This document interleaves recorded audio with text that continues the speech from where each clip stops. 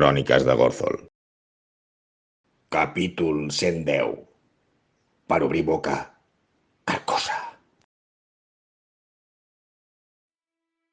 Sentim un vent gelat a l'esquena que apaga el foc dels nostres cors. No hi ha estrelles al cel i apareixem a una terra envoltada de dunes totalment desolada. Aquest cop no sembla l'infern. Veiem ruïnes a la llunyania. Aquestes semblen extraterrestres amb formes i angles impossibles. Tot és un paisatge àrid, desèrtic, sense referències i un sol de justícia. Els poderosos objectes del grup, otra banda de màgics, aquest cop han perdut la seva llum i perden les seves propietats de súbit. No hi ha cap ànima al voltant i el grup comença de forma preocupant a entendre lo perduts que estan. Lulu i el llibre del gran Hubirak no donen senyals de coneixement i el més terrible és que quan li preguntem a la boca on som, es comença a riure de tal manera que perd la compostura. Preguntem aquest cop on és Carcosa i ens respon amb veu terrible: «Estáis en Carcosa!» Tenim un reset cerebral i els dubtes comencen a aflorar. El Turel baixant a l'infern i nosaltres donant voltes al món de les dunes. El paladí Eisenhorn comença a suar de preocupació i la resta, acostumats a la vida erràtica, ho veiem com una oportunitat per seguir endavant en aquest pla.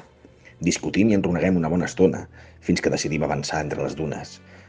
A la llunyania veiem una tempesta de sorra colossal. L'espectacle visual és digne de la fi del món i s'acosta directament a nosaltres. Ens dirigim cap a una ciutat antigament feta de cristall, a correcuita. No sigui cas que la tempesta ens desorienti encara més del que ja estem. Arribem a la ciutat carregant pel desert, entre crits de súplica i precs, doncs la tempesta s'acosta a ritme alarmant. Arribem a temps i ens trobem en una ciutat molt gran, amb edificis col·lapsats, i d'altres construïts posteriorment a sobre d'aquests. Aquestes noves construccions mega col·lapsades són de pedra i granit, per resistir l'oració de les tempestes de sorra i possiblement quelcom pitjor.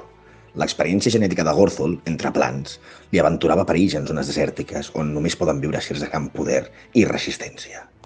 En una de les cases de pedra a la llunyania comença a sortir un fum. De fet, és un fum que ens sap a victòria. Hi ha un parell d'homes amb turbants a la porta que ens paren. Veuen que no som d'aquí. I després d'un raonable parlament, abans de cometre algun crim salvatge, ens deixen entrar.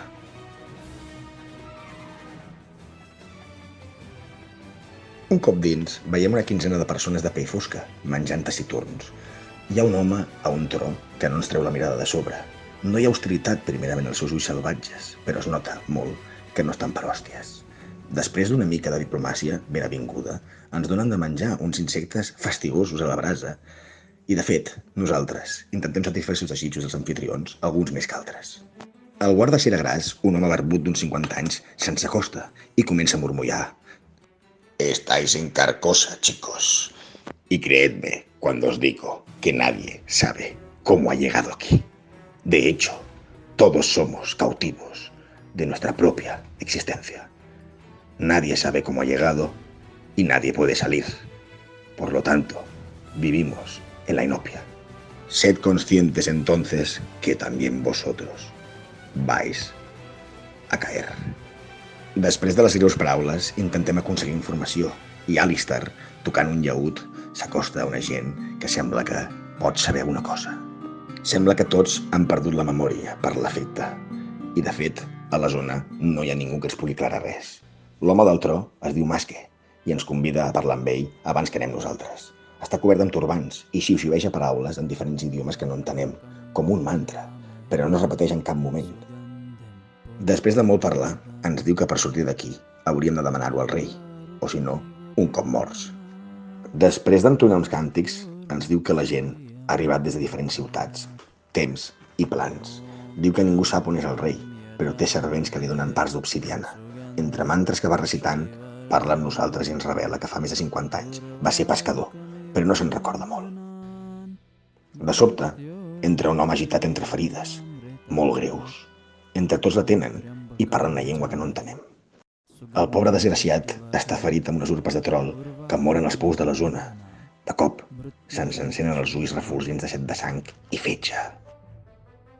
Veient l'oportunitat, ens oferim a ajudar-los voluntariosament a canvi de que ells ens tornin el favor cercant el rei o un servent d'ell. Maske envia exploradors per trobar els homes del rei i a nosaltres ens acompanya Xeragràs fins a un pou de pedra on s'han vist els incidents amb els terribles trols. Hi ha molta sang al voltant de la porta a la profunditat. Aquesta és clarament de l'home ferit que hem vist anteriorment. Xeragràs, amb cara de preocupació, ens espeta. Por aquí es donde atacan, normalmente. Estar atentos, es muy probable que ya sepan que estamos aquí.